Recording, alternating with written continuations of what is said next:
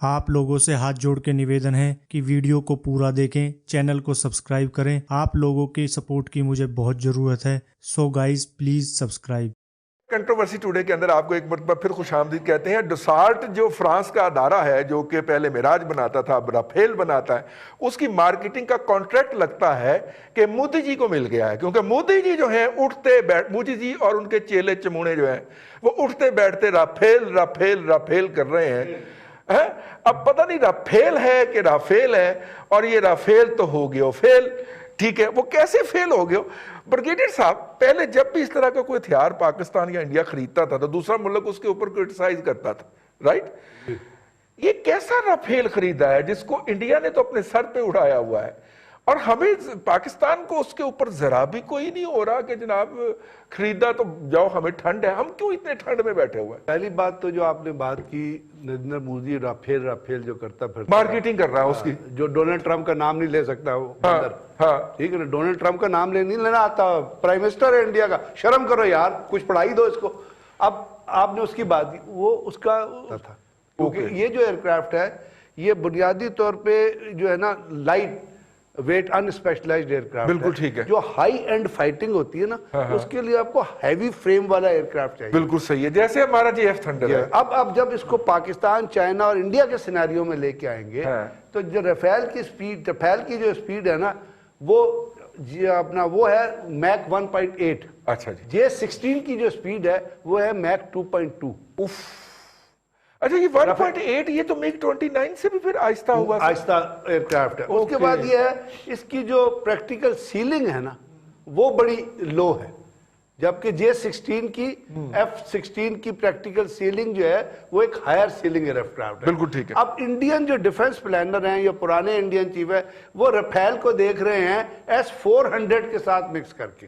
S-400 जो Russia से defence system आना है, वो जो राफेल जब उसके साथ चलेगा तो वो पाकिस्तान के जहाजों को अपने जो नहीं, ब्रिगेड साहब, दो मुख्तलिफ मालक की टेक्नोलॉजी है, दोनों के प्लेटफॉर्म डिफरेंट है, दोनों की कोडिंग मुख्तलिफ है, दोनों का सॉफ्टवेयर मुख्तलिफ है। उनकी जो थिंकिंग, आप उसे सिंक्रोनाइज कैसे कर सकते हैं? उनकी जो थिंकिंग है उसकी बात कर रहा हूं कि रशियन 400 जब राफेल के साथ मिलेगा तो पाकिस्तानी एयरक्राफ्ट जो है हमारी एयर स्पेस पे नहीं आ सकेंगे। अच्छा, इसीलिए उन्होंने कहा था कि राफेल होता नहीं, ये तो हम 27 फरवरी को जाके फेंटा लगा के पाकिस्तान 3 ब्रिगेड हेडक्वार्टर के अंदर हम मार के आए हैं ना, मार के आए, और ये बता के आए हैं कि जी आपका इंडियन आर्मी चीफ उधर बैठा था, मुझे फड़का सकते थे। हाँ, लेकिन यार सर, जिसे जिंदा छोड़ना होता है उसके पाँव में गोली, सर हम उसको फड़का सकते उसके थे, पाँव में गोली मारी, लेकिन वो अर्नूब गोबर स्वामी को पता होना चाहिए कि हमने नहीं मारा उसको, इंडियन एयर चीफ को यार जिंदा छोड़ दिया भाई, जाके बताए, छोड़ दिया ताकि वो आके और जो है मस्खरियां करे। और जाके बिपिन रावत जब डिफेंस सिस्टम में गया, वहां पे लोग उसको गालियां दे रहे हैं क्योंकि आपने अपना ही एयरक्राफ्ट मार के 11 बंदे खड़का दिए थे, और बताया भी नहीं लोगों को क्यों मारे हैं। तो ये कंफ्यूजन जो है, अब उसके साथ साथ आप जब देखते हैं ना, पाकिस्तान जो JF-17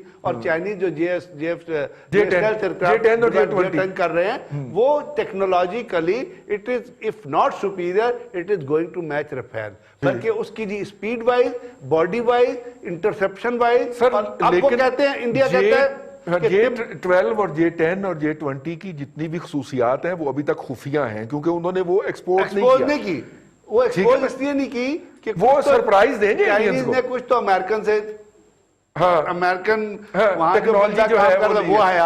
अब देखिए J17 जो बना, JF-17 जो बना, उसमें उसका इंजन और उसकी जितनी डिजाइनिंग थी वो पाकिस्तानी साइंटिस्ट ने की, खुद की, हमारे बच्चों ने। पाकिस्तान और more open to the American technology. Shahid Latif sahab थे, वो मतलब है वो एरोनॉटिकल इंजीनियरिंग कॉम्प्लेक्स जब बना था तो उनके साथ वो गए थे। तो अब पाकिस्तान ने इसलिए वावेला नहीं मचाया कि आप 5 राफेल लेके आए हैं, उस वक्त तक जब तक आप 36 राफेल लेके आएंगे, हमारे स्क्वाड्रन भी नहीं बनता। जी हाँ, हमारे 72 JF-17 और J16 आ चुके होंगे। अब पाकिस्तान भी स्टेल्थ टेक्नोलॉजी की तरफ जा रहा है। तो बात ये है, हमने तो अपनी कैपेसिटी डबल कर लिया, हमारे साल में 24 बनते हैं।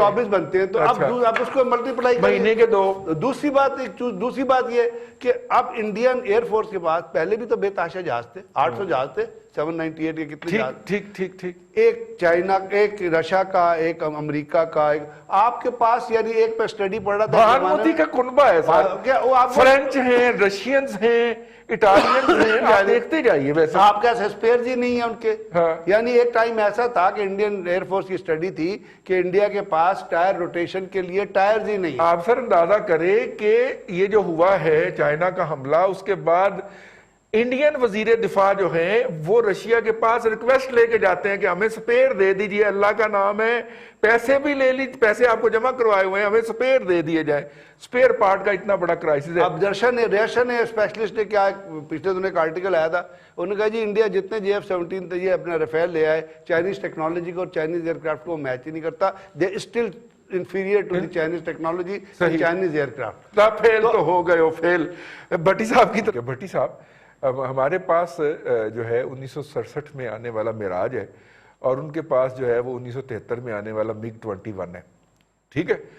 आप ज़हनी इमेच्योरिटी का कि उनको रशियंस ने टेक्नोलॉजी ट्रांसफर की है, हमें मिराज की टेक्नोलॉजी दी थी उन्होंने, ठीक है, हमने खुद एक्वायर किया हिट एंड ट्रायल से, लो देख के पूरी दुनिया के अंदर से, और हमारा मिराज जाता है और उनके MiG-21 की कलाबाजियां लगवा देता है, मार के आ जाता है। तो इसका मतलब है कि मैटर तो करता है ना, जो जहाज की स्टिक को पकड़ के बैठा हुआ पायलट है वो मैटर करता है ना, कि उसके अंदर अभिनंदन बैठा है या एम आलम बैठा है। असल तो मैटर ये नहीं करता।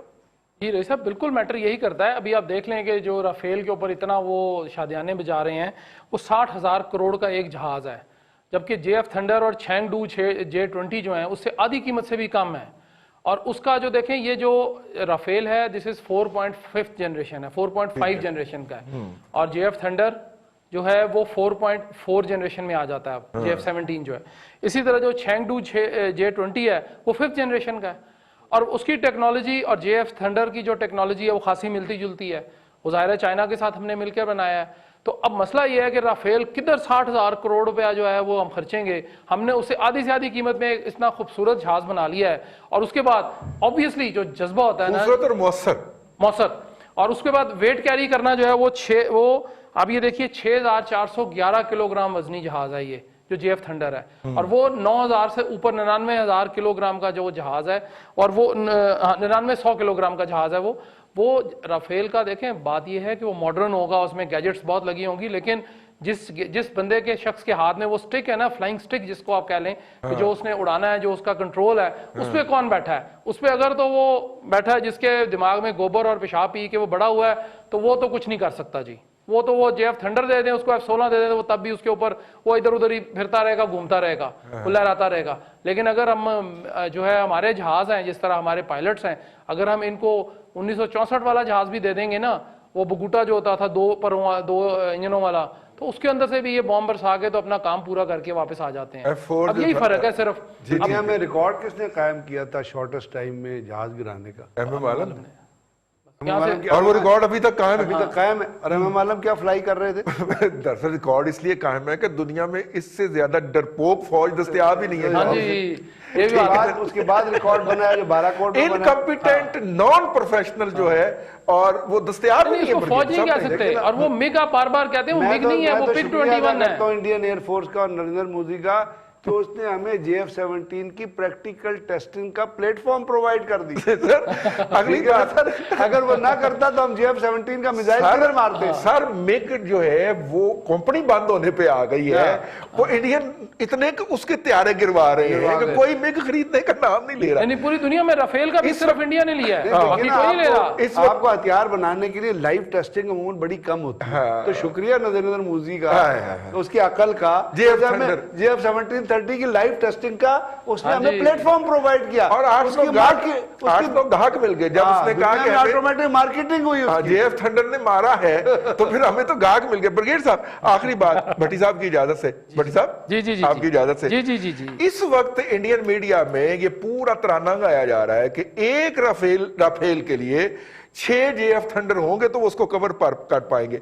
अगर आपको याद हो तो वो कौन सी खातून थी जो पुकारती रही अभिनंदन को, अभी अभी, और अभिनंदन को आवाज ही नहीं पहुंची। मेरा ख्याल वो हमारा इसके साइबर वारफेयर वाला एक तैयारा ही काफी है। एक तैयारा था जो ऊपर फ्लाई कर रहा था, लेकिन अगर काफी नहीं, अगर एक राफेल जो है ना वो 5 या 6 एयर F-16, तो जो 5 राफेल आए थे उसको 2 Su-130 Su-30 क्यों प्रोटेक्ट कर रहे थे? आओ भाई उसको प्रोटेक्ट करने के लिए और ज्यादा they were being protected। वो तो एयरक्राफ्ट है ना जो 25 F-16 के बराबर है, तो भाई आप उसको प्रोटेक्ट करके क्यों ला रहे थे? बिल्कुल ठीक है। ये तो है अंबाला में लैंड करने के लिए आपकी सोच का आलम। तो उसके बाद जब आपका जहाज हुआ, उसने कहा अभिनंदन को जब कहा जाता कूल ऑफ तो अभिनंदन ने तो नहीं सुना कूल ऑफ क्यों नहीं सुना? वो हमने साइबर वाला तैयार है भाई, लड़ाई मेरा ख्याल के लिए एक ही काफी है तैयार।